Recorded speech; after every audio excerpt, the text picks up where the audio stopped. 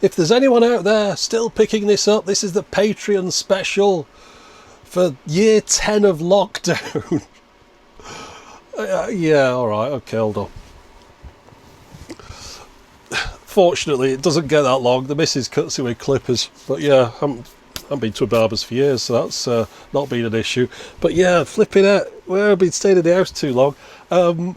Right, this is going to be a mess. Okay, let's just set out our stall and kick it over. Because, okay, probably first I've got a fan pointing at me.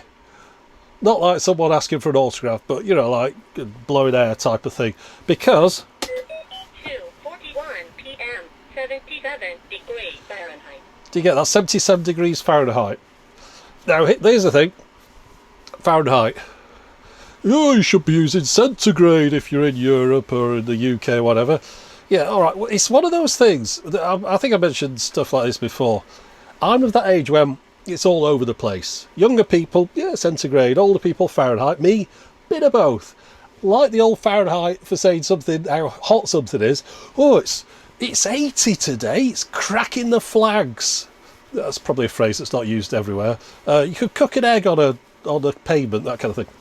And then the other way, oh, it's freezing. It's 0. It's got below 0. So we mix and match. You know, we get a bit of centigrade for the cold, a bit of Fahrenheit for the hot. Gives you a nice broad. I don't know where you sort of flip over. Usually when it gets really hot. But it's things like saying someone's 6 foot tall. You know, I don't know how tall I am in centimetres. Kilograms, well, I'm not going to say how heavy I am because that's not good, but I kind of used to know how much I was in stone. That was until I stopped looking because I didn't want to know anymore. It was always bad news. And then, of course, driving around the UK, all the speed signs, you know, you're entering the 30 zone, you're entering a 50, 60, whatever, always miles per hour, never kilometres. Your dashboard has kilometres on. Yeah, you're buying your petrol in litres, not gallons anymore.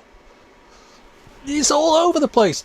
Don't worry, it's not my fault. People get angry if I say something in centimetres, or I mentioned like something runs at 7.5 inches per second, a reel to reel or something. Why didn't you do it in centimetres? You know, all this stuff. So look, it's all over the place. Don't worry about it. Now, I'm very bright on this. I can see I'm a little bit overexposed. So let me just reach over. Which one's that? That's +3, -3. I've got a big light in my face up here. It's hard to do this. Right, so yeah, this is a Patreon update. It was supposed to be, I think, am I banging on? No, I'm not. It was supposed to be for May. It's June now, when I'm recording this. 1st of June, at whatever time that said, just 2:45 in the afternoon. I had to do, I wanted to get this out before June because first thing is, there's this announcement. Patreon is having to collect sales tax in various parts of the world, various states in the US, but not other states, some countries and not other countries. I think in the UK, you might, I can't say for definite, I think it might have already collected VAT at 20% anyway. Some countries maybe it did as well. Other countries, it's not Patreon's fault. It's just one of those things. Oh, I haven't put a button down my collar. Oh, not shoes. No, it's not a button down collar. It's just one of those things to do with, you know, like death and taxes are two certainties in life, you know. Look, I mean, unfortunately, if you're paying $1, it might go up to $1 and a bit. If you're paying $5, it'll go up to $5 and a bit. I mean, people in the UK are already kind of, there's a currency conversion thing, and then there's a 4% this, that, and the other. It's just, I mean, it's not their fault. It's the reason that you know, people get a bit weird about Patreon, but the way it works is, the way that it's clever is they do the admin. If it was down to me, because people say, oh, well, can't I just send you some money on PayPal or something? Well, I mean, I don't really want to be the kind of person that says, oh, send me money. That sounds a bit weird.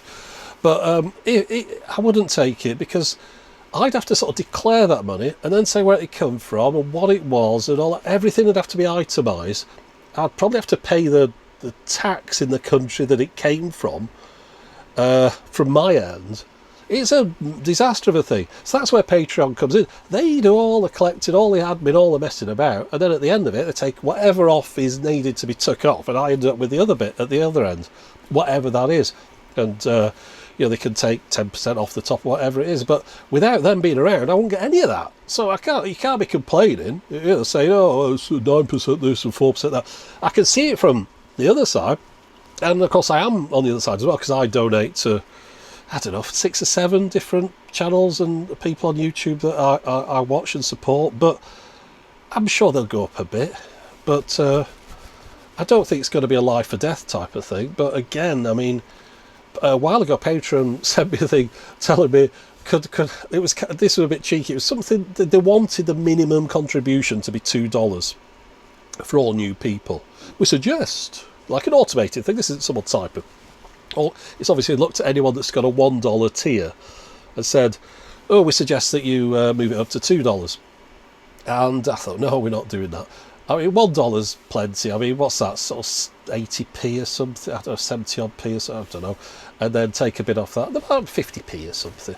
It seems silly charging for something that you can get for free anyway, which is where this bit comes in, these Patreon extras. So yeah, sorry, it looks like some places it might be going up a bit, but I would just say wait and see. I mean, it might not do. It depends on the country, the government, the state, the whatever it is, legislature in your area.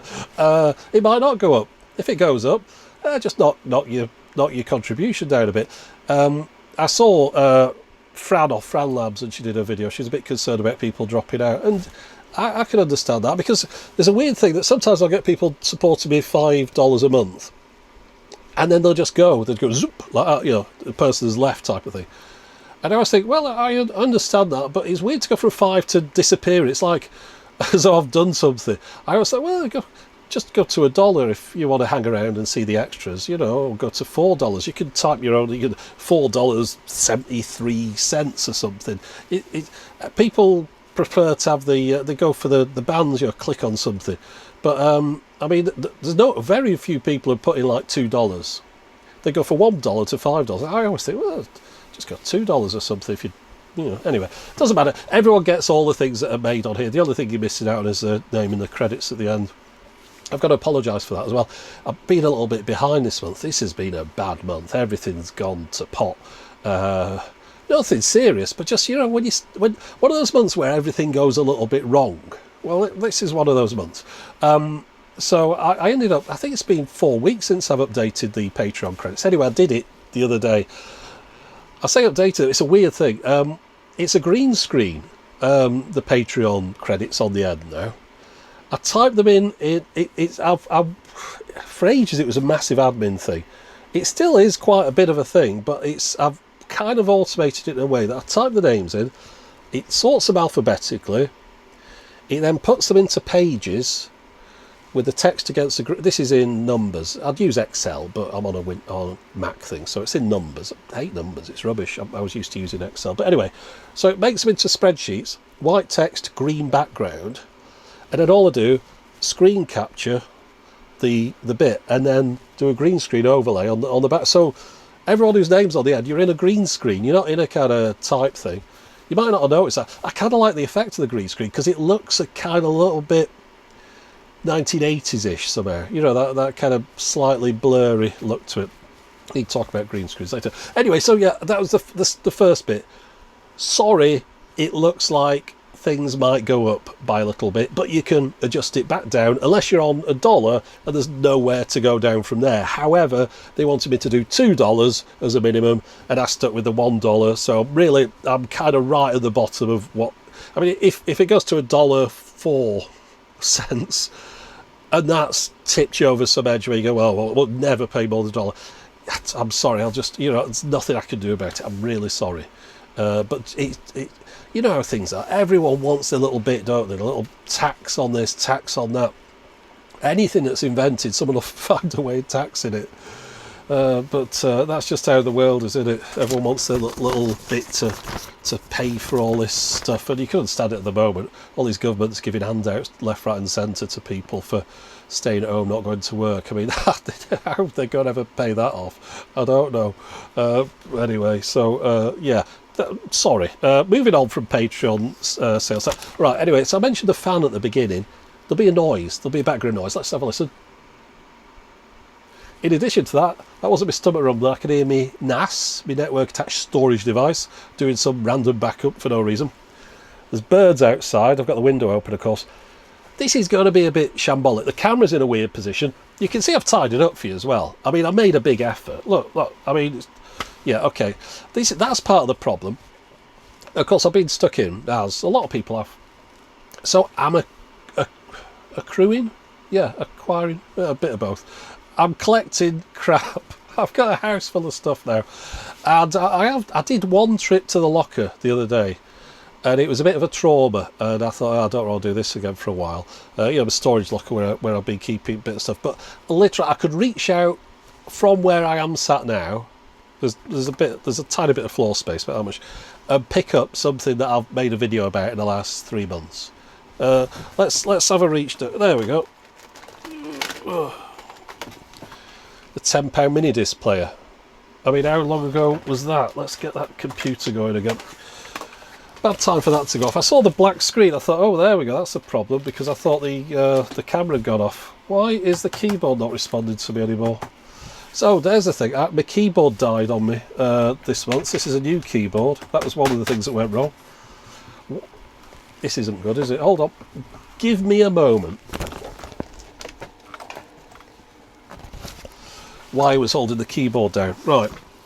So yeah, bad load of every tech item in the house is broken. Well, say everything. Exaggerate. Allow me some exaggeration. It's been a long month.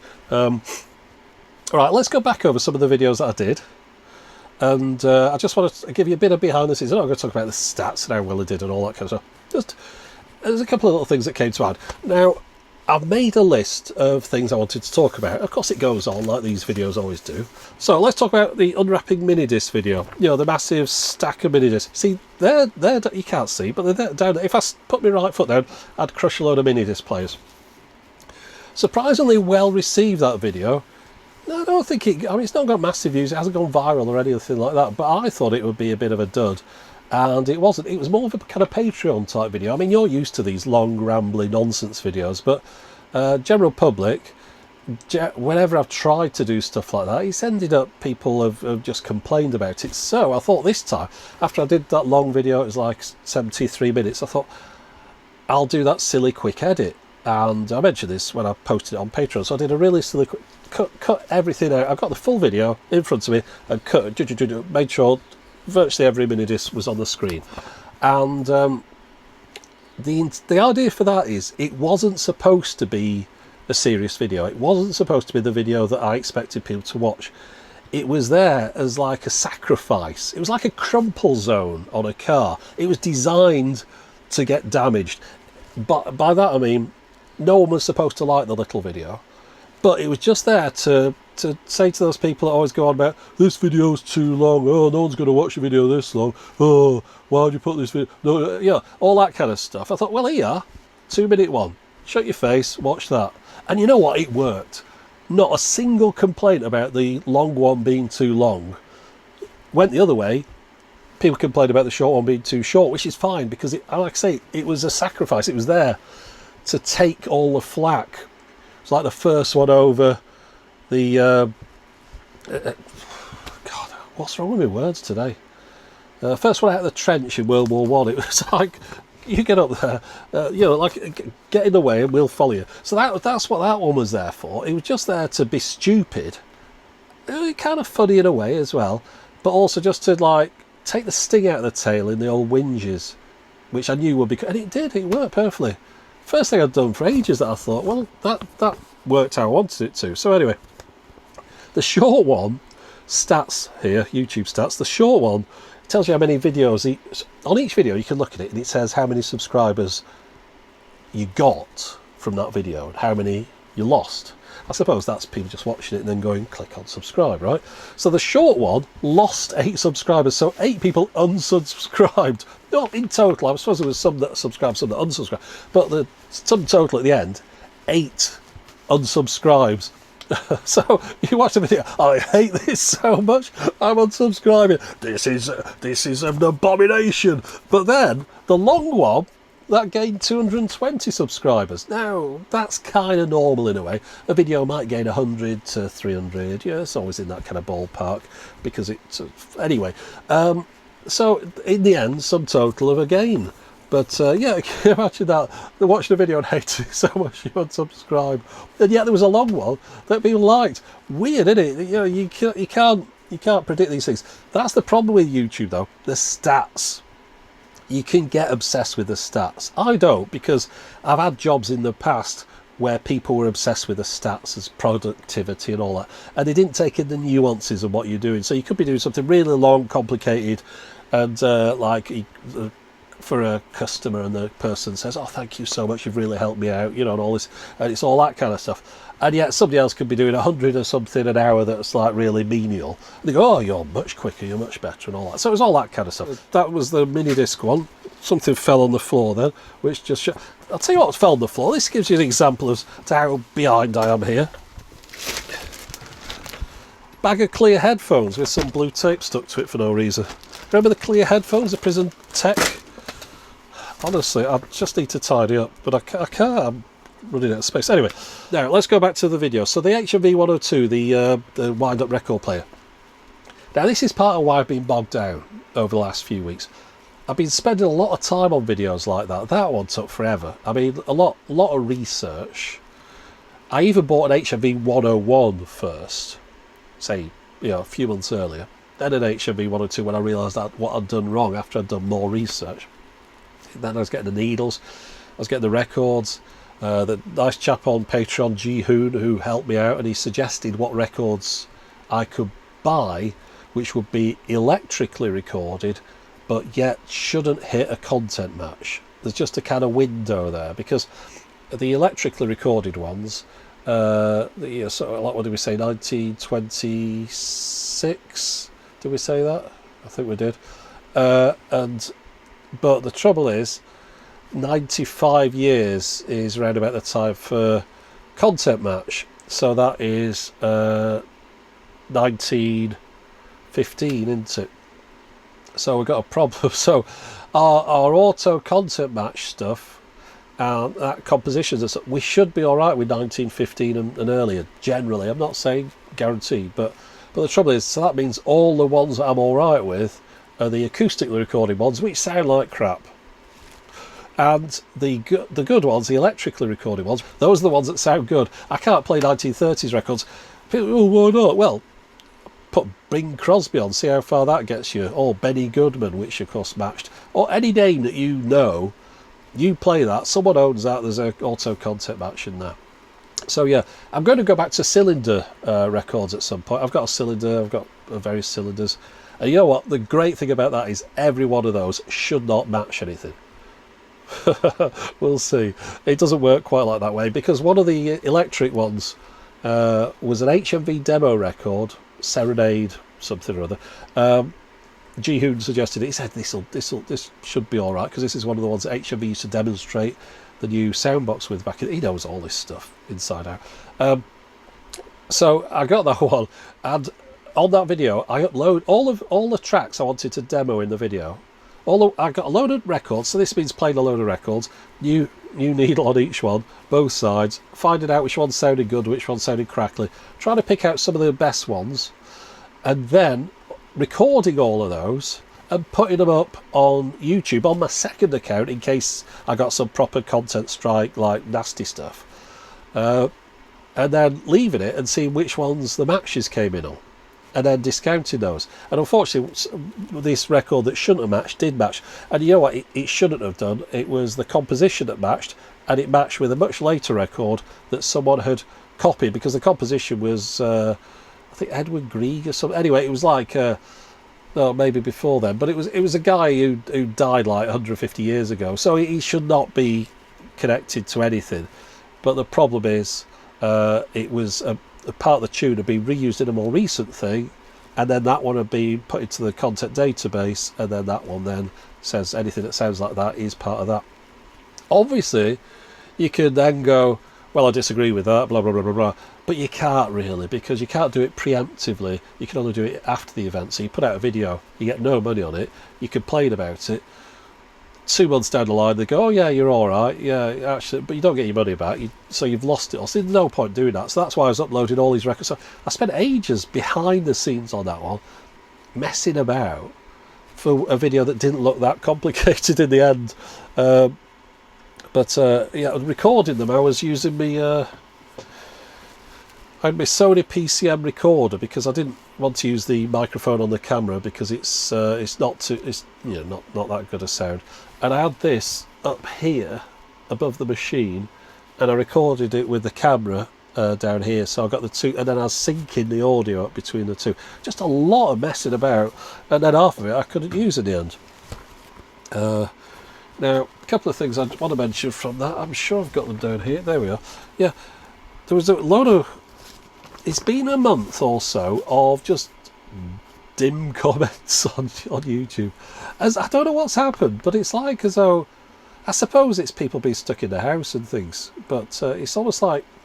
If you imagine a massive spaceship fleet arrive, like V, you know, one of those things. And they all arrive, and the first thing they do is they sign up for YouTube and get a YouTube account, and they know nothing about planet Earth. They've studied a bit, you know, from some sort of broadcasts that have got out there, you know, from 1960s telly and stuff, but they haven't really got that much of a clue in it. A bit like Alien Nation, that kind of thing. And they've all sat down with the first thing they've done, day one, they've gone on YouTube and watched a video and then commented on it. It's that, because it's like, you're thinking, well, don't you know, have you been around a little bit? I mean, this is a lot of kind of common knowledge, kind of, like, for example, I always say, read the video description text box. Nobody does. Nobody. I know that. But the same comments, like a million times, that were answered in the video and in the video description text, one of which, wanted to give you an example. If you look in that HMV 102 comments, you'll see the same thing over and over again. I bet there's 50 of them. Oh, I saw the OCDC needles logo. I wonder if that's where ACDC got their logo from. Bet it is. Hey, look at that. And it was like loads of people saying that. But in the video I was mentioning I was using new needles. I got new needles. These are new. They come from a UK store. I had links in the video description where you can buy them from. There was an eBay link. OCDC. It's just obviously a British company making gramophone needles, just to kind of... Yeah, I understand. People think, well, gramophone needles, no one should be making those anymore. But that was one of the things I was going on about in the video, that people are making them now, which is good. You can hear I'm blocking up a bit, so I'm going to have my decongestion in a minute, if I can find it on this table. Now, the Muppet... Well, actually, while I'm doing that, I want to just show you a quick thing, because it enables me to break off from this. In that HMV video, I did there was a Muppet segment in there, just to illustrate a point, which is why I originally started with the Muppet characters all the way back to illustrate a point of two characters, because I don't want to be both characters. So since there was just me, I thought, well, I'd use a puppet, and that's what it was about. The first time I used it was about a car accident and evidence and things. Well, I wanted to demonstrate the point in this video of a conversation between two people, so I use them for that. Now, I can't use them on green screen, rather annoyingly, because they're green for the one thing. So you think, oh, I'll use blue screen then. I can't. They've got blue noses, so their noses disappear. If I'd have thought on when I bought them 15 years ago, whatever it was, I would have got a red nose on them or something, and then have a green screen, green face, red nose. I could do a blue screen on them, but as it is, can't do blue screen, can't do green screen. So I had them up in front of the television. Got the 65-inch TV in the lounge, just about got the framing right. It just fitted, and I could do this, you know, and have them talking to each other. The trouble is, when I'd filmed it from both sides, I'd used I'd looked online for photos of a background photo of a record store and an electrical store, 1950s type of thing, 40s. Well, for some reason, I kind of changed my mind halfway through and didn't really think about it, and I ended up using an image that was clearly 1960s for one of the characters. I think it's because I wanted to talk about the fact that those record players were around until 1960. You could still buy them new. Stock that was made, they were made in 1958. That's when it stopped, but they were still selling the stock off in 1960, brand new. But for some reason, I changed my mind along the way. But I've got this background, and the background was of a 1960s electrical store. So I think it was the younger of the two characters. He was in front of this, and then I edited it all together. I thought, oh no, you know what? Everyone's just going to say, well, that's not a 1946 store, because that's what I was trying to portray. That's a 1960s store, and I thought, it doesn't matter. No one will care. And I thought, you know how it is. Everyone will care. That's all anyone will care about. The whole video will be ruined. All this research, all this effort, to very expensive record players, 600 quid's worth of stuff on screen, and everyone will just notice that there's a Muppet in front of the wrong kind of background. So, and that's why I did it in black and white as well, because obviously if someone takes a picture of a store in 1946 or 1960, it's black and white, more than likely. So that's why that section was in black and white, because you can't have a black and white background with a colourful character in front. Well, you could, but it look a bit stupid. So that's make the whole thing black and white. It all merges in. But yeah, so what I was going to say is I've got two. I had to reshoot one half of it, which annoyed me because I had to spend another day doing it. But I'll just show you quickly a couple of little clips just to show you the bad background and the proper background, and you can see the difference between the two clips while I try and get my nose so I can get some air through it. So let me just pause the camera for a minute, just have a look at this. Hello, I wonder if you can help me, please. I want to buy a gramophone. A what? A what? A gramophone. A gramophone. Okay, how about this one, Grandad? A gramophone. Okay, Grandad, how about this one? An HMV 102. Right, I think my nose is getting a little bit better now. It'll keep improving as we go on, so I might as well carry on now. Polish sound postcards. That was kind of a simple video. Again, it looked like there's nothing much going on, but a lot of recording going on there because I recorded all these. And again, I can reach out and just pick them up still. They're still here, the Polish sound postcards. I thought that was quite interesting. Talking of which, though, in Poland, well, the music people there do not mess about. I've got a few photos that I've put in this folder here. It's going to be a mess, this video, as I mentioned at the beginning, because I've kind of rushed it a little bit because I wanted to get it out before this Patreon thing all blew up about the extra tax and stuff, just in case it did. But I got copyright claims. I'll put these up on the screen. You're not going to see these, but I've left a nice big space over here so I can put these up. Copyright claim. Your video has been blocked. Polish sound postcards, blah blah blah blah blah. Right, and it was because of a copyrighted content. Oh yeah, like I'm going to pronounce that. But yeah, not just there's a content match. We're going to keep the money. There's 3 or 4 different things you can do. There's one where the rights holder will share the money on the video. I say share because I had a video about the vertical turntable and it had 4 seconds of Ghostbusters in it. Who are you going to call Ghostbusters? That much? That less than that even, probably because they said it quicker. And they said they were sharing the revenue on the video. The video went from earning £10 a month or something down to about 20 pence. So yeah, thanks for sharing. Yeah, oh yeah, you're so generous. So the sharing one is a waste of time. The next one is the content match. This is content matched, and we're going to take all the revenue from the video, which is basically the same as the sharing one, so it doesn't make any difference. Obviously, that means I earn nothing. Don't even get me 20p on that one. But this one, this Polish one, blocked.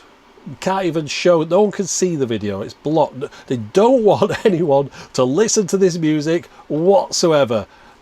We want this music to be erased from history. That's what they're saying. Weird, isn't it? You'd think, I mean, you'd understand the one where they go, right, we're going to grab all the money from this because you're playing our record, because then they can make some money. What's this blocking one? I mean, that's a weird way to make. And I got 2 of them that were blocked in all territories. I'll put this on the screen. Blocked in all territories. So those 2 songs, where does it say? 4:54 to 5:14. So that's, what's that? 20 seconds, isn't it? And then 4:32 to 4:44, so that was 12 seconds. So yeah, 2 different people. WMG do not mess about, do they? So obviously I had to change the music in that. But yeah, hard to demonstrate some of these old formats when that kind of stuff's going on. So one thing I meant to mention, I spotted it here. You know, I mentioned I got a Ricoh GR3. I thought I'd take it on my holidays. I'll take you a picture. Smile. There we go. Oh no, someone wasn't smiling. But yeah, I use this a couple of times now because, as you can see, the main cameras I use, big, bulky. This is Sony RX10 III. You're on a Sony Alpha 6400. They use the same batteries. One reason I use them. But I was sort of thinking, I need to take a picture quickly. So the HMV 102 in the garden, I took it outside and just took a snapshot with that, and that ended up being the thumbnail for the video. The mini disc, big stack of mini discs, when I put them up here, I took that picture with that as well because, again, I could just take a quick picture. It has nice colours on it, because this was kind of washing them out. That mini disc unwrapping video, yeah, it was overexposed. That was a problem. Out of focus as well. Bit of a shambles all around. It's hard though, because I've got the camera up on a mount up here on this side. Not this one, obviously one of those big ones. And I'm over here doing it, and I can't keep my eye on the screen. And I look at the screen, but I'm looking at it side on, where it's always washed out anyway. So it was a mess, but you know, sorry, can't do much about that. It's too late. Now, talking of the £10 mini disc player, first thing I wanted to show you, on the thumbnail for that one, I didn't have a £10 note in the house. Obviously, I'm not going to go out and get one. I had £20 notes in the house. Ooh, big ooh, Mr. Big Shot. Ooh, I just have 20s, me. Oh, it's all about the Benjamins, or whatever the 20s are. But anyway, so I remembered I got these, and I saw a couple who said, that's not legal tender anymore. Yeah, it never was, mate. Look at that big wad of tenors. Look at them, loads of money. Reference for old people. It's like I'm doing a magic trick there. Yeah, I'll tell you what this is. It's a napkin, or whatever. I don't know what you'd call them in other countries. I can't do that game anymore. You know, serviette, wiping your face, whatever. White on the back. I was in my previous job. I had to go around the country. This was just at the end of my previous job. For years I was stuck in an office, but towards the end I had this quite a nice job, in a way. Went around the country, seeing these different like insurance companies and stuff, and you had to stay, like, obviously overnight and things. So I was at some seaside resort, and I saw that the shop had these in it. It was just a news agent. I think I was getting myself some like chocolate crisps or whatever, and I saw that they had all these. I thought, oh, yeah, caught my eye, because the thing is, you're not allowed to do that. You're not allowed to print up copies of money for obvious reasons. I mean, that's why you try and print it on do a photocopy. It won't let you do it, that kind of thing. Well, so it amused me that you could just go and buy a big wad of tenors over the counter. I thought it might come in handy in the future if I want to look like I've got a load of cash, you know, or a big stack of cash for something in the future. Because I was making videos back then. I mean, we're talking 5 years ago or something. But yeah, so I've been doing it for years. I thought, well, that could be a handy, proper big load of cash. So I bought 4 or 5 of these. I don't know where the others are at the minute. And it did come in handy after all these years, because I needed a tenner. And it was the old style tenner. But yeah, anyway. So yeah, the tenner in the thumbnail was a serviette. What was I going into with that? Yeah, the £10 mini disc player. Interesting backgrounds in these things. This is what I spent a lot of time reading up on this month. Like, I spent a lot of time researching things, going down rabbit holes. On the £10 mini disc one, there was a chap commented in there. There's a fly in here. I hope it's not in front of the camera. And he said he worked for Sony in the mini disc days, and I think he was a rep, and he was forbidden by the management from mentioning that the mini disc could record from a digital source. Full of wind. That's not nice, is it? But yeah, no, he wasn't allowed to mention that you could record off a CD digitally.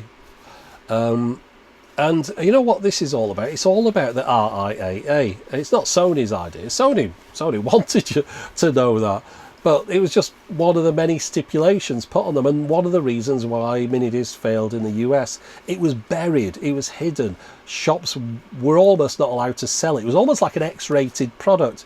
Like say a film gets an X certificate, it doesn't get shown in as many screens. It's a bit like that. It's something that they didn't want you to see in a way. It was being held back by the regulations. Sony wanted everyone to buy these things. They were happy. I mean, look at Japan. I showed you all those mini discs.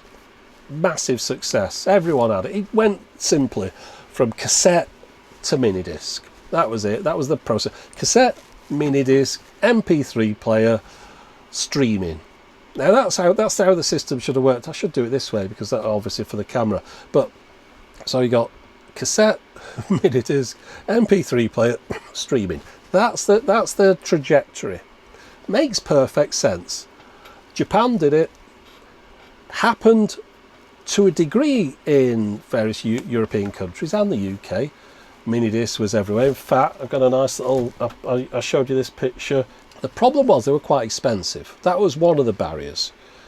But that is probably almost as much as because they didn't become a success in the US. And the reason they didn't become a success in the US and therefore bring down the prices even more, I mean, just think how much a personal stereo cassette player cost in the end. But a bit more, less elaborate, but you know what I mean. In volume, you reduce the prices.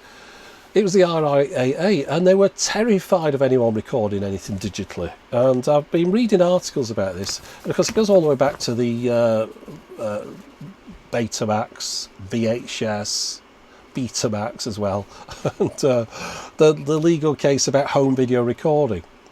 And I was reading up on the, from documents at the time, magazine articles, and how that, everyone says, oh, well, they lost that case. Yeah, they lost that case. They appealed it, though.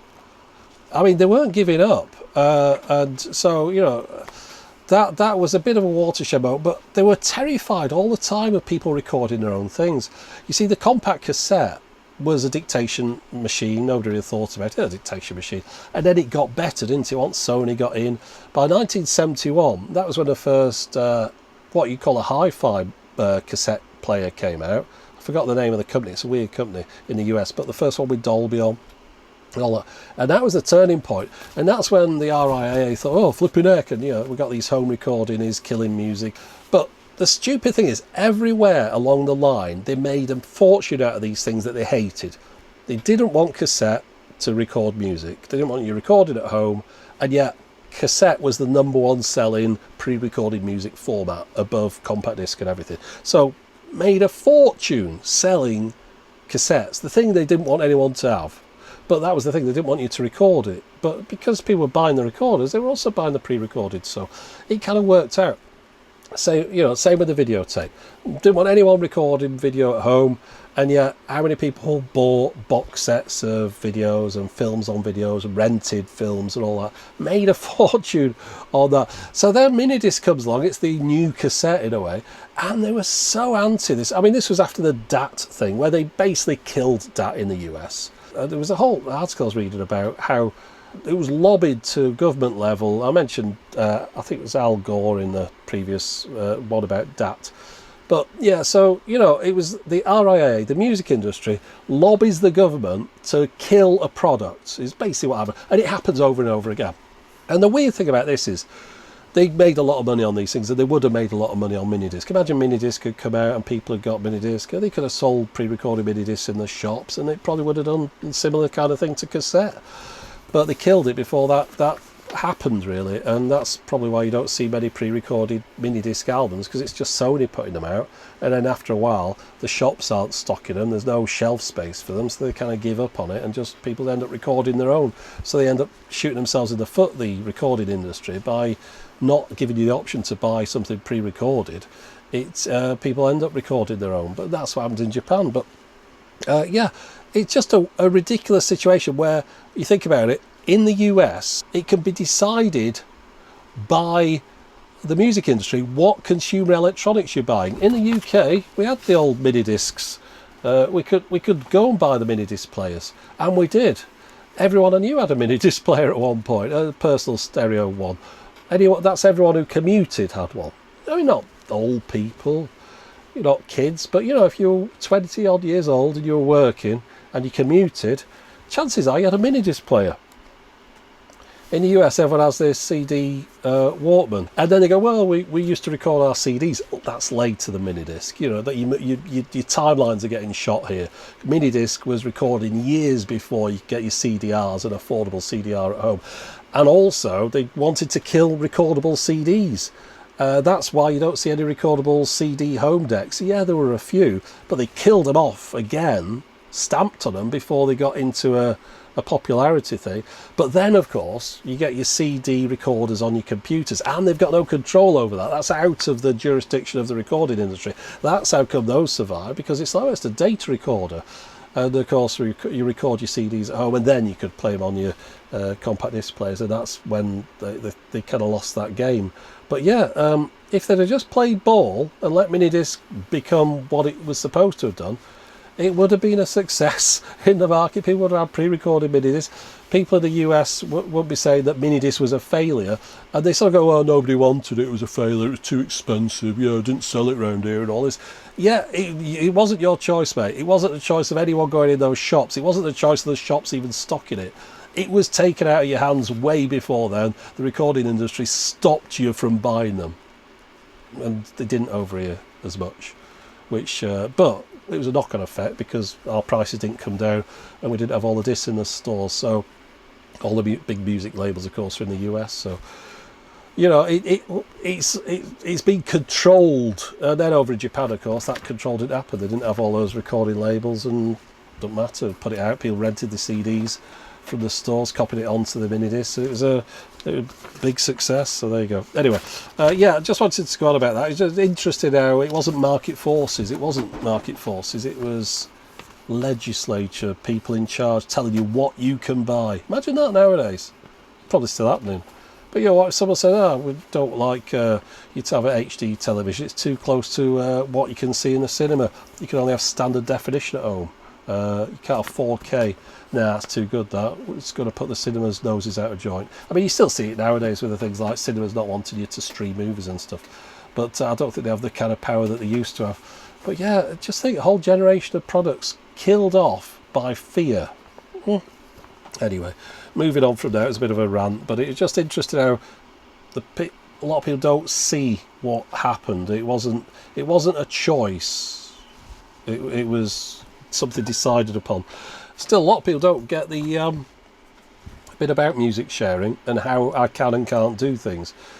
I'm fine with the YouTube thing, but I'm not criticising the idea of YouTube collecting money and passing it on and all that for music that's been shared.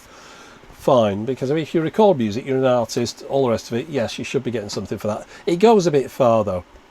My idea was, I mentioned this under a comment, this would be the ideal for me, that you could play 15 seconds of music, something like that, no problem.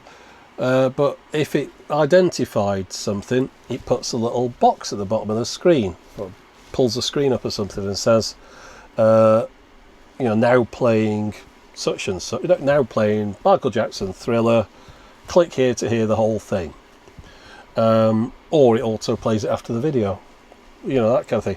So it doesn't stop the video existing. I still get the revenue thing. I'm doing an advert job, effectively, for whatever this track is. I mean, I shouldn't have said that track, it's too obvious, but there's a lot of times I played a track, somebody says, "Oh, what's that track at 3 minutes something? I really like that. I'd like to hear the full, who's it by and all that." Well, if it just goes, track currently playing the Eagles, Hotel California. I can't think of anything too obscure. And then it would, click here to hear the whole thing, or it plays it afterwards. And then when they click it, it's a monetized video, and the Eagles, whoever's left alive out of them, is still getting the money for it. That kind of thing. It should be an advert, I think. Obviously, if I do a full video, 3.5 minutes long, that's a full track, well, that's taking the mickey, innit? But if I'm playing 15, 20 seconds, that's how it should work, in my opinion. I don't know why I'm saying this. It's not like I could change it or you could change it. But imagine I play a little bit of a tune. No one's heard it for years. I found it on an old mini disc or something. Hey, here, have a listen to this. This is a good tune. I play it, and it gets recognised. Whoop, screen moves up. Here, currently playing, blah, blah, blah, blah. Click here to buy, listen, stream, whatever. Sounds like a perfect idea. It's not going to happen. But talking of which, people were wanting me to play the music I'd found on the minidisc. I mentioned a couple of things. I said, "Oh, there's an album by this artist or that artist." Let's share it with us. It's like back to front. Because just think, let's do it the other way around. Let's pretend I'm talking in Japanese. I might as well be most of the time. But say I'm talking in Japanese now, and you're Japanese people. Would you then say, and I play a record, and it's... all right, let's try and think of someone current now. Bruno Mars or something. I'm hopeless at this. Honestly, nobody's made any good music since 2000, so I don't know why I'm bothering. But let's pretend the latest album by Bruno Mars. Is he still doing albums? It comes out, and I find it on this. Oh, look, I found it on this weird format. And you're all Japanese, remember, in this scenario. So I'm Japanese as well. It's just one of those translation things like Star Trek going on. And would you say, oh, share this new Bruno Mars album with us on YouTube? And it wouldn't work, would it? It doesn't work the other way around. So why everyone's thinking, we're back to English again now. This is rubbish. Why everyone's thinking, oh, because it's Japanese, I can share it. Yeah, those are artists as well, those are recording artists. They're trying to get paid. So yeah, no, I can't share a full album by a Japanese artist. Just because it's Japanese doesn't make it kind of magical that somehow nobody over there really wants to get him paid for it. So, for example, I don't know, I've got a couple back here. Oh, I can't even see them. Who's that one now? It's a bootleg. I'm not going to... Right, give me a sec. Hold on. Yeah, the High Standard, right? So there was one. Had an album by High Standard. It's a group of people. They're recorded in a studio. They're on a label. Just because this has been copied doesn't mean that I'm now free to distribute this. I'm like the pirate channel. Here, listen to this full album on my new pirate channel. It doesn't work that way. But a lot of people are saying... share like was it there was I'm trying to think of the name of the artist, but anyway I can't share them. However, let's just say there was a couple I did mention in there that a lot of people were interested in. There was that one that said don't ever study English. Do you remember that one, that mini disc? And I had a laugh about it because it seemed like someone in a bit of a strop. Well, of course, at the end I mentioned it was an English language study course, no doubt called that as a bit of a joke, you know, bit of humour. If you're studying it, you're in Japan, and the name of the thing is don't ever study English. And once you learn what that means, you kind of go, oh yeah, I get it. It's funny, the name of the thing is called don't ever study English. So that's what it's called. So this is a load of lessons. Each track is a scenario, and no doubt this will be accompanied by a book. So lesson 43 at the petrol station. Oh, hello. I would like to buy some petrol, please. Oh, how much petrol do you need? Oh, I don't know. It could be quite an amount. I'm driving a good distance. It's that kind of thing. You know what I mean? So then there'd be a book. How much petrol did the guy need? Where was he going? And then you write your answers type thing. I'd imagine that's how it works. So don't ever study English. That's what that is. However, people wanted to hear it. So let me now play you the very I think the first one. I think it's probably good enough. Track 1, which is the very first little bit on Don't Ever Study English. It's not very interesting, but you asked for it. So here it is. Don't ever study English. Listening comprehension tape.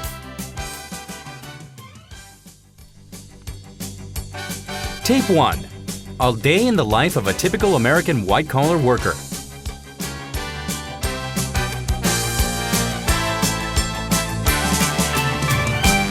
Situation 1.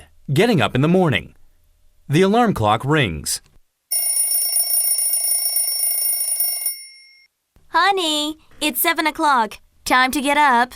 Okay, just a few more minutes. No, you told me to make sure you were up by 7. I know, but I can sleep till 7:30 if I don't take a shower. James, you know that's impossible. You have a meeting with your boss and later with an important client. Christ, I almost forgot. That's what happens when I don't get enough sleep. Enough sleep?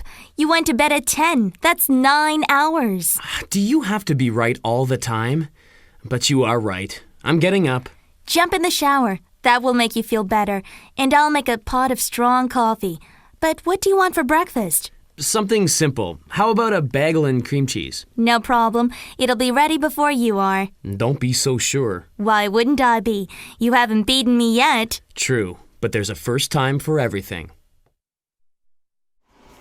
It's quite good, this business of sort of cutting stuff in, because it gives me a chance to go out of the room, blow my nose. You can, I'm pointing at it now, that's no good, but I was going to say, you can spot, like, what's changed, you know, like one of those games where there's a load of things on a table, and then you look away and then someone takes one of the things away or adds something, and you got to say what's changed. You can keep playing that game with this, because as I come in and out of the room, I go, I just realised I forgot something, so I'll go and get something. 7-Up this time. 7-Up diet, obviously. But yeah, the next thing I wanted to mention, well, this is rubbish, isn't it, this video? You know that when I said I found a nice piano track on well, there were 2 piano tracks. One was someone like practicing badly, but you know, better than I could ever do. But you know what I mean, not good. I found one piano track. And I thought, oh, that's a nice track. What a nice song. Kind of sounded familiar, but not so familiar that I could tell you what it was. And then it kind of went off and it didn't sound familiar. So it was like the start sounded familiar, as though maybe they've kind of used it in things. But I wasn't sure. I thought, well, that's a nice track. I wonder if it's one that someone's composed themselves. Just had this sticker on it. The sticker translated to Kara Piano Rainbow. Kara. I'm sure people in Japan don't call her Kara. It'll translate to Kara, but it won't be Kara. So, but anyway, something called Kara Piano Rainbow. So of course you look up the track Rainbow, there's loads of tracks called Rainbow, isn't there? Didn't really get very far. Don't know who Cara is or whatever she should be pronounced as. Anyway, I ended up uploading it to my burner account on YouTube, the one where I put all the tracks before, whereas if it gets matched it doesn't matter. And it came back with a composition match, so it wasn't an original composition. And the thing it matched to, it was like a load of people singing, like a choir version. This is just instrumental, but there's people singing along to it. And then I realised if I don't translate everything, the name rainbow, the Japanese word for that is Niji, I think, N-I-J-I. So if you imagine the name of the track is not called Rainbow, it's called Niji. See, it's gone one translation too far.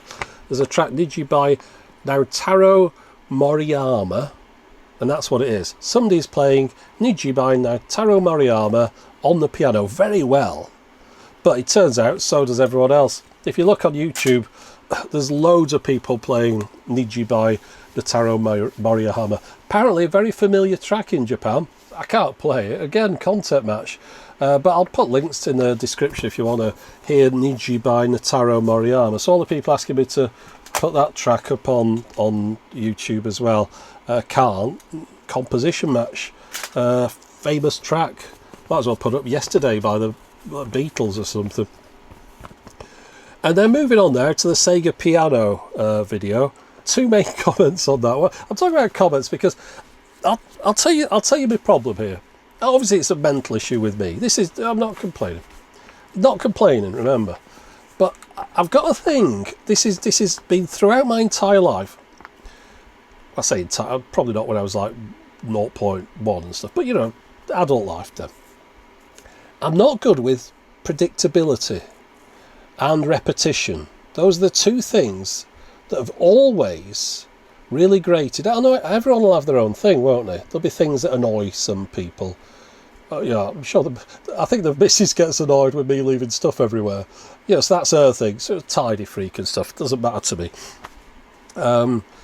But yeah, everyone's got their thing, haven't they? It's something they don't like, you know, certain smells perhaps or whatever. Anyway, let's just say one of the things with me is very like people like things in a neat row and so. The thing with me is predictability and repetition. If I can predict what someone's going to say before they say it, or someone's going to do before they do it, because it's so obvious, it's almost like being able to predict a really crap joke. You know, if you say something, you think, there'll be one guy there who makes the obvious joke about that thing. I could tell you, but I'd have to kill you. You know, that kind of crap. You can see how it winds me up. So if I can predict the most basic, base level, obvious thing and think please, I hope nobody does that thing. And then they do it. Obviously, that's irritating. And then the second thing is repetition of whether it's that thing that annoys me or just something that you hear a lot of people say over and over again. Like familiar phrases, but kind of boring, stupid things. Oh, let's hope nobody does. Oh, they've done it again. So, yeah, don't like predictability, don't like repetition. I'm repeating myself now. That's the thing. I don't even like hearing myself say the same thing a few times. That annoys me. I annoy myself. This is how bad it gets. So you can understand how the comments can sometimes grate, because there's two things that they can always do. There's always going to be the very predictable thing in there, and there's going to be a lot of it over and over again. It's a kind of disappointment more than anything else, a disappointment with the predictability and the repetition. So, yeah, on the Sega piano, I just knew the comment on there was going to be, play some black MIDI on it. And I just knew this was going to be the comment. Black MIDI, in case you're unfamiliar with it, is supposed to be like, it's a bit like the brown note in a way. You're familiar with the idea of the brown note. A certain note, if it's played, it makes you evacuate your bowels. Quick, everyone, get out, let's evacuate the bowels. But the idea with this black MIDI is, it's just music that's somehow got loads of notes in it. That's it's kind of, but it has this, I think people think it's a bit naughty somehow. Oh, no, black MIDI. Here, mate, tell you what, pass you some black MIDI. Oh, tell anyone I've got that. You know, that kind of thing. Yeah, well, it's not as exciting as that. It's just music with a lot of notes in it. I don't know if it's supposed to break MIDI devices or something. Truth is, it doesn't. If you've downloaded, I've looked for this stuff. I thought, right, what's everyone going on about? Obviously, you know, hearing it so many times. Found black MIDI tracks. I played it in my Roland MT90U, and it just played a track. I think it might have slowed it down a little bit. It might have skipped some of the notes, but that's it. Same with the piano. As we saw in the video, the MIDI piano thingamajig, the Sega piano, plays as many notes as it can play. And if it can't play anymore, it doesn't play them. I mean, we played Cuba Bion on it, so yeah. But the thing was, everyone would be like, play black MIDI on it, as though it's going to blow up or open up like some hole to another universe or something. But I thought, oh, you know what, everyone's going to ask this, everyone's going to say this, and they did. And after about a page of them, I thought, I'll tell you what, I'm going to put a block on the term black MIDI, just to see, because then it accumulates them all in a kind of pending folder that needs approval. And there must have been 90 of them by the end of it. That's how predictable it is. It's like, come on, mate, just think outside the box a bit, or even just think about the box. Anyway, and then the next one was people going on about like play this particular track. You should have played insert track. You know, why didn't you play whatever that is? Now just think of how many musical compositions there have been in the history of mankind, and then think of how many you can play in a few seconds in a video. I mean, I don't know. This is a bit about the alienation ship landing. It's like, do you not realise it's just a video, mate? You know, I can play another track, but then I'll play your track, and then someone will say, well, you're not playing my track. And then I'll play his track, and someone will say, well, you didn't play this one. It doesn't work that way, does it? You just play, it's a video about a piano. It just shows a piano. It doesn't matter what track it's played, really. It just shows keys are moving, that kind of thing. But anyway, Anders Egger Jensen, that's a very quick way to say his name, isn't it? I don't know Anders, am I supposed to say your middle name? Anders Egger Jensen, he always puts it there. He made a new version of Cuba Bion for me, because remember in the video we mentioned that it was trying to play all the the instruments, you know, the rhythm section and everything. So he's made one that really is more focused on the piano type, the melody. Obviously, if you just take one of the instruments, I think there were, how many were there? There were like 20 odd instruments or something used in the tracks. Maybe not that many, but whatever it was a lot. So if you just pick one of the things, it's missing a lot of the melody, isn't it? Because it goes from like a harpsichord to something else, and then back to something else, and then a flute, and whatever it is. So he's done a bit of a mixture, so the tune keeps going, but he's focused it all on piano. So at the end of this video, I'll play us out with the piano version of Cuba Bion on my little piano thing. Well, that's a big treat for everyone, isn't it? I haven't recorded that section yet, so I'm saying that now. I could turn it on, it blows up. Still going on the old videos. Finishing off now. The pulse oximeter thing, the finger thing. I took that video down. There were too many people thought it was an opportunity to write to me to tell me how unhealthy I was. I mean, I'm not. I'll go on about more on this later. I'm not a vain person. I don't care about what I look like, or I'm not putting makeup on. I've got a big spot here today. It's not that kind of thing. But it's just people lecturing me. You're too fat. Your heart, you do too many beats per minute. You're on unhealthy lifestyle. You're eating the wrong things. You should see a doctor. That's what annoyed me. You should see a doctor. I've spent the last 10 years in doctors. I was healthy until I was 40. I turned 1 month before I turned 40. Type 1 diabetes, asthma, issue after issue cropped up. I wasn't doing anything to make any of these things happen. I wasn't taking crack cocaine, injecting heroin. I had a normal life, normal healthy life, and then all the crap hit the fan, and it's all gone downhill. And I've tried my best to keep on top of it, and I've seen every doctor about everything. Saw the thing with the nose earlier on. I know what's wrong with me, but they're all incurable things. They're just accumulated things that you get at my age, and that's it. Not everyone gets them, and good for you if you don't, but I have got them, and I'm having to live with them. I'm sure a few people here are aware of a channel from V Westlife. I don't know why I said his name like that, as though it's like a name. V Westlife. But a YouTube channel, similar kinds of things, because about old record players, cassette decks, all that kind of stuff. I think we might have been in touch over the years. I'm not too sure. Nice enough chap. Got no issues with him whatsoever. He seems quite a responsible, pleasant person. He quite often, if somebody says something weird on one of my videos, he'll put them right. That kind of thing. He's a nice all-round chap. Anyway, put out a video about a camcorder recently, and on this video he linked to an old video. Well, he linked to an old video of mine, which is where it picked it up. And I thought, there was a couple of views coming in on that, and he'd mentioned that I'd had this camcorder in the past, and this was a video from 9 years ago where I was doing a review of another camcorder, but I showed this one in it. And then I thought, I wonder if anyone's commented on that. I had to look in the comments. I shouldn't have done. It was a bad idea.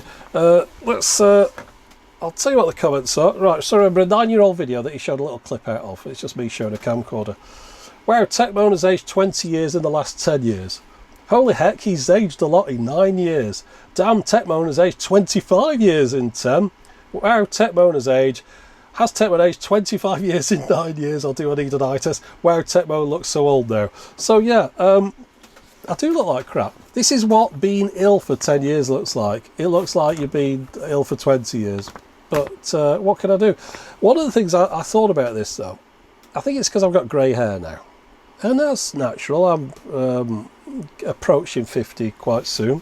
People might be thinking, I thought I was 65. Well, I would be if we followed those numbers. But yeah, I'm very soon going to be 50. And I think there's an unrealistic expectation of what a 50-year-old person should look like, especially perhaps from younger people who don't know, many 50-year-old people, not even their parents, perhaps they're in their 40s and stuff, 30s and that. Because if you say watch the Oscars or anywhere where there's a group of middle-aged men, most of them will have black hair, they won't have grey hair, but it's completely unnatural. It's a fake thing. It's much as I know this isn't the same as for women who go on about these unnatural expectations of glamorous things with Botox and all the rest of it, but it's a similar idea that for men, everyone just expects you're going to have your hair for one thing. So for some reason, actors generally, not all of them, majority of them,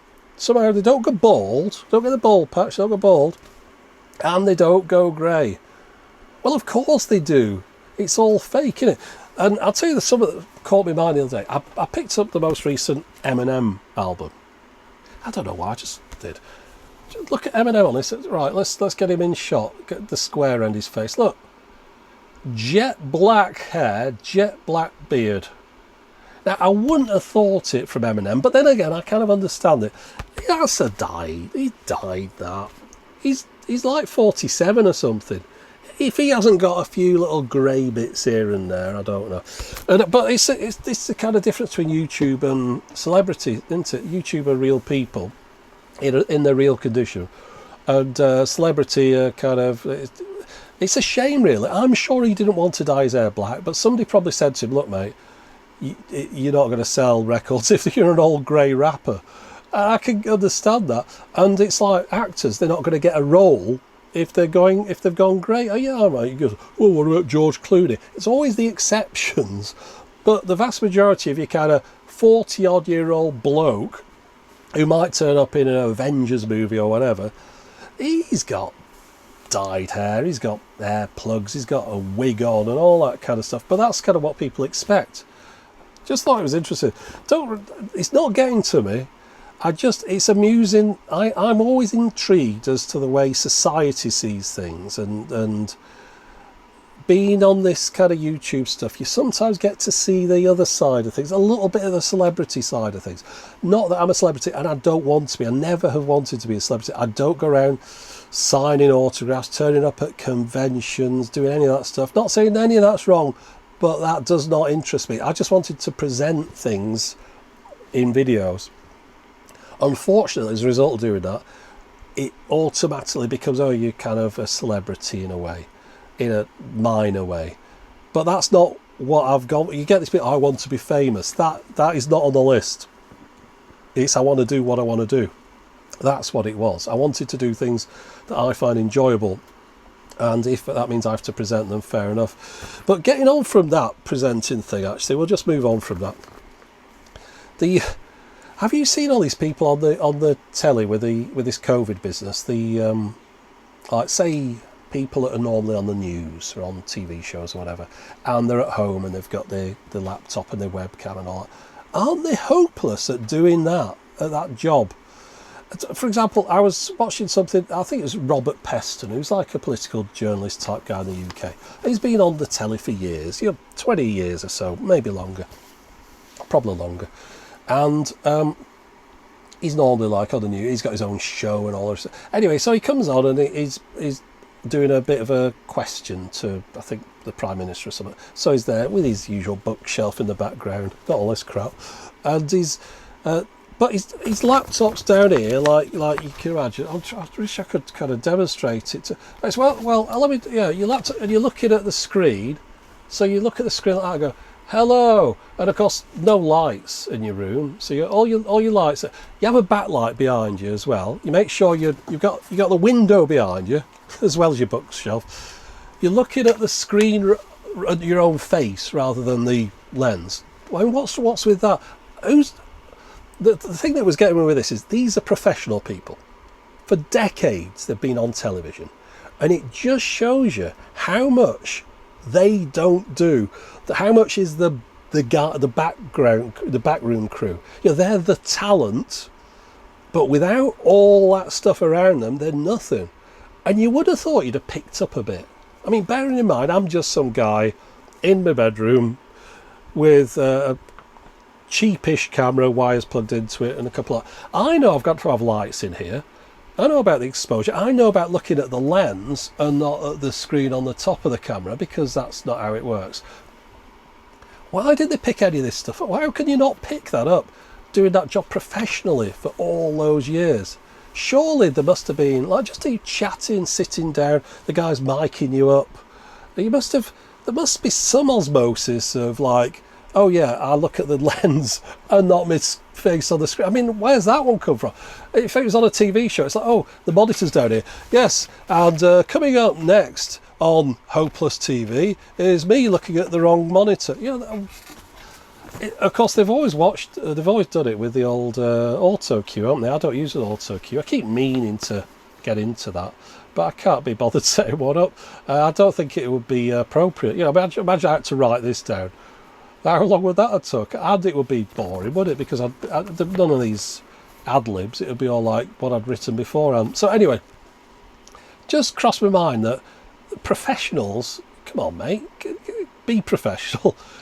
all these laptops that are kind of on the table and they're shaking, and the camera's looking. You know, a lot of ceilings in shot. Can you see this ceiling? No, you can't. But you know, if a camera pointed up, bit of ceiling, it's like a bit of top of the thing, light behind. Just anyway. Right, now let me tell you about my technology disasters this month, okay? Behind me here, is this on the shot? Oh yeah, it is, just about. Right, okay, so I have all my files backed up to a Drobo. If you're why am I saying words weird? Drobo. If you're unfamiliar, it's a NAS, network attached storage. Well, it isn't actually, mine's a direct attached storage. But it's got 5 bays in it. I think it's a Drobo 5D. So it's got 5 bays and a heart and an SSD in the bottom that's an accelerator. Now it's getting a bit full. I have loads of media on there, loads of movies I've acquired and music I've got over the years, all my photos, all the videos I've done for YouTube, everything's on there. That's my back, and I've got it in other places as well, but not all the movies, not all the TV shows, because if those go, it's just like, oh, forget it. But it said it was getting a bit full. It's got I think I've got a picture here. 6 terabyte, 6 terabyte, 4 terabyte, 6 terabyte, and 4 terabyte. Well, I think one of those last time around was a 4. So it said this 4 terabyte drive's full. So I'm like, all right then. So I went and bought myself a new 6 terabyte, a Seagate Barracuda. And I thought, right, so I'll put that in, and I didn't. I just left it on the top for a bit. I thought I'll get around to that another day. It's always a bit scary upgrading a drive on this thing, because you take the drive out, put a new one in, and it has to share the files across the 5 drives. So whatever was on here, it then has to kind of, it spreads it all out, so it ends up back on the drive again, and but equally spread. So it kind of takes a long time to rebuild itself, is basically what I'm saying. So it's always a bit scary, because you always think if something goes wrong during that rebuild, I'm stuffed, right? Because I don't have dual redundancies, just one drive can be failed at a time, which is important. So I had this 6 terabyte drive ready, and then one day it flashes up on the screen, this 4 terabyte one is critical. So I'm thinking, oh well, that's a good job I just bought this 6 terabyte then. So took out this critical one, swapped in a 6 terabyte drive. So over the next couple of days almost, it's rebuilding itself, putting the files back in the right place, spreading them out over the drive. So eventually it does that. I'm like, great. I turn it on because it's the computer under the TV, the media computer it's all linked up to. I could get into it from other computers around the house, but that's the one it's linked to directly. So I have a look, and it's got an error on there. Oh no, what's going on? And it says, this drive's failed. It's like another drive, like drive 1 or something. So I'm like, oh no. Now I'm wondering at this point, did it manage to finish its whole backup and sort itself out before that drive failed? Don't know. Can't find out until I buy another drive in it. So I'll get another drive and put another drive in. Another Seagate Barracuda, 6 terabyte. And it rebuilds and rebuilds over a couple of days. And then I'm like, oh right, finally it all gets itself back to normal again. And then it says drive 1's failed again, or might be 2 this time. So what's happening here is, when it's rebuilding, there's a 2-day spell where those drives are just going copying all day, 2 days full on moving files around, like continuous. And it's killing the drives. It's too much for them. And it's because they're 6 terabyte, I think. If I was to have like a lot of 4 terabytes, it wouldn't have took 2 days. It would have took a day or something to move them around. But I needed the space. So I've got 6, 6, 4, 6 and 4. I think it's all 6s apart from 1 now. But so it failed again. I don't know which failure I'm up to now. I've got 4 failed drives here basically, and I put another one in. This time I'm not buying the Seagate Barracuda. I bought another Western Digital Red. The Western Digital Reds, by the way, apart from this 4 terabyte one that failed, NAS hard drive it says on them. These are just general hard drives. Now, I always was of the opinion that if when people say, "Oh, don't get that hard drive, that makes rubbish. I had one and it lost all my data." I always just think that's random. That's just like everyone has a drive that fails, and whatever type of drive you look at, if you look at the reviews, you'll always find that guy saying, "I bought one of these and it failed." Every single manufacturer. So I always discount that. I'm thinking, that's just, you get failures. Look at the draw. But talking as someone who's had 3 6-terabyte drives, Seagate Barracudas, fail one after the other over the space of a month, I can honestly say that if you're going to stick a hard drive in a NAS or in a Drobo or whatever, I would carefully think about not getting the Seagate Barracuda, maybe paying a bit more for one that says it's a NAS drive like a Western Digital. It's been a terrifying month because all the time I've kept thinking I've lost all those files over and over and over again. Waiting 3 days for 2-3 days for a rebuild, and then it fails again. Today, it's back to normal. Everything's alive. And I've got to say, I don't think the Drobo's killing them because it's different bays each time, different drives. But it's just, they don't like being driven hard, these drives. So yeah, I think I'm back to normal with all my drives, but that's been expensive. I mean, you're looking at, about 150 quid each one of these. It's a lot of money to be just chucking around at something that it's a waste of time. I'm keeping hold of them because if I do get another NAS, I'll put them in there and see if I can reformat them, if they'll work again. But the Drobo said that they were shot. Didn't want to know. Oh, by the way, Drobo themselves don't seem to be around anymore. The website's there. If you look on Drobo, there's nothing for sale. Everything's out of stock. Now, I know we've had all this COVID and all that. It might have something to do with it. But I looked on like Amazon and any other websites. Everyone just sort of said discontinued. So that seems to be a company that's kind of gone. Although no one's said officially, but they don't seem to be actively doing anything. Kind of festering, really, with old products. It's weird. You even look on eBay, and it's people selling ones that are a few years old. You know, there's no like sort of ex-demo or anything like that. Yeah, I didn't know. Maybe they have gone, but bit of a shame. But you know, I'll have to just get a normal NAS next time. Now, I'd normally go on about YouTube adverts at this point. There weren't too many this month. I had a bit of. There was earlier on in the month. I've got to turn the volume down on these because we had a match with one of these, with the flipping background music. It matched on this like this dramatic music they use. Do. So I've turned the music down, but press play. See our screen capture on my iPad. It's a good place to do it. So right at the beginning of all this lockdown and all the rest of it, they were selling masks. Now I think these people were shut down or closed. It's the usual gang. The 50% off. A mask without a proper filter doesn't help. Dr. Paul Hendricks, and it's it can even have an opposite effect. Dr. Paul Hendricks. It's that kind of advert again.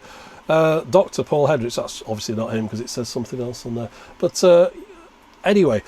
They were trying to sell masks, but I don't think they were like COVID-19 compliant ones. They were just, it even goes on about them at some point, saying, it's got a nice ventilator on the side so you can breathe through them, which I think is like the opposite idea. Oh, we're on to Matt Langley. So I teamed up with Matt Langley, a bioengineer. Together we created a high-quality face mask with a built-in N95 filter. Well, N95 is supposed to be the one, isn't it? It's called the OxyBreathe Pro, Matt Langley. They were very quick on this one anyway. Talking of these flipping masks, though, I can't breathe through them. I mean, I have difficulty with breathing. I got pneumonia about the time everything else kicked off. In fact, the pneumonia was probably the reason I got type 1 diabetes. It's an autoimmune thing. The pneumonia killed the pancreas. Anyway, it's all knock-on effect. But that's all scarring on the lungs. So I've got very poor breathing. And if I stick a mask on, I'm basically suffocating. So I can't wear one of those. So it's stayed in the house for me. But yeah, so anyway, that was this month's silly advert, but I haven't seen it since. It was on and gone very quickly right at the beginning. However, one advert I am sick to my back teeth, is that a phrase, of seeing. It's this old biddy. Probably an inappropriate thing to say nowadays. But down the side of my YouTube, when you're watching a video, you get all that guff down the right hand side. It's always my own videos. Why recommend my videos back to me? Surely that's a very easy thing to do. Look at the username, look at who's made them. If they're your videos, you don't want to watch your own videos. But anyway, there's always this old bird at the top right. Date a local mature woman. And this woman, let me put an age on her. I'll be polite, 75, I'd say. Yeah, I'm going to go dating as... I know I'll look like... Maybe it can tell... Maybe my webcam's switched on. It's looking at me going, well, there's a 65-year-old bloke. I'm sure he'd like to date a slightly older woman. But anyway, so I'm always getting this date mature women thing at the top. Now, you know what? This isn't me doing weird browsing and stuff, because I even get... this is on Safari, on Apple devices, and I think it's because they block a lot of stuff now, all the tracking cookies and all that stuff, so they block it all, so then it automatically defaults to me liking old women. The funny thing is, on Google, I went into my account a while ago and changed my age to like 25 or something. I had this theory that maybe they weren't recommending my videos to people because they thought, who wants to watch videos from a 50-year-old bloke? Everyone wants to watch these, like, hey, what's up guys, it's Zach here, that kind of stuff. So I thought I'll change myself to 25, so I did. It didn't do anything. It worked initially, I thought, and then it kind of tailed off. But still, Google thinks I'm about 25. So why it thinks a 25-year-old bloke wants to date a 75-year-old woman, I don't know. And the missus would be annoyed as well if I started dating someone that was like my gran. She would not be happy with that. So anyway, so what I do is, every time I see that advert, I go into it, I click on it. What's wrong with this advert? Inappropriate, right? Or repetitive or irrelevant. Repetitive, see? It's even annoying there.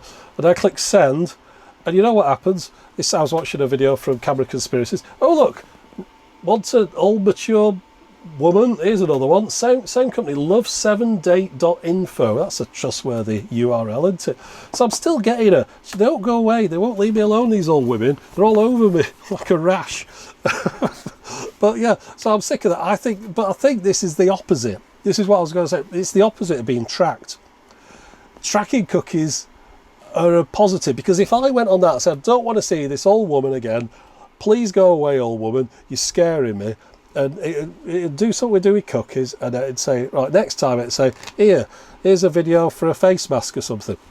See a face mask in your local area. It wouldn't show me the old woman again, but because it's not doing the tracking thing, I'm getting the old woman all the time.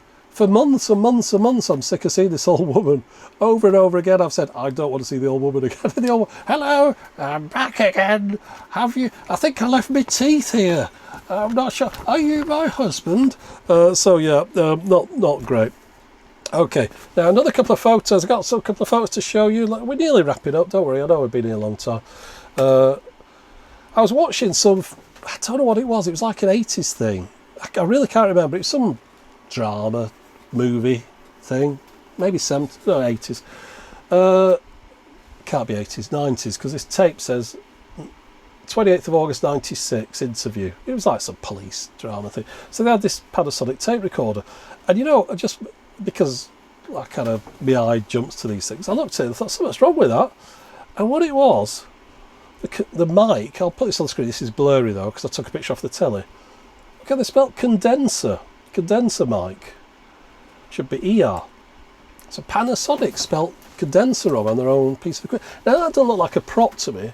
That all seems quite normal. So that probably not the most interesting thing you've seen this month. And I wanted to mention, you might have seen this pop up earlier on. This time last year, I was on the set of Westworld. The most recent series of Westworld. Honestly, I'm struggling to get through it. I struggled to get through the last one.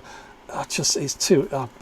It bores me, but I kind of force myself to watch it, and then at the end of a series think I'm not doing that again. But anyway, this one, I'm only a couple of episodes in, 3 episodes in, because I know it's probably been and gone ages ago, but it's all sat in my PVR. But yeah, Valencia.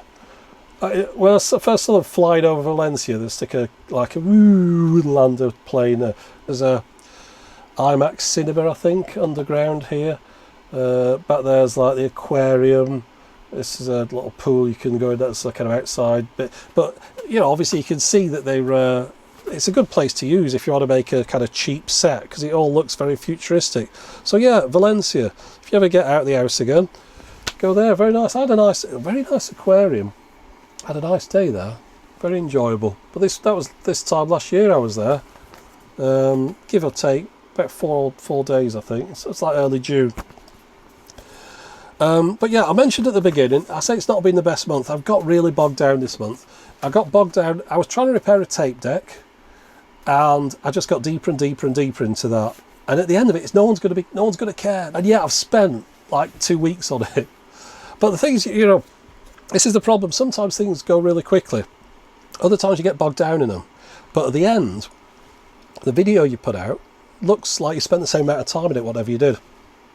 So I got bogged down with my tape deck.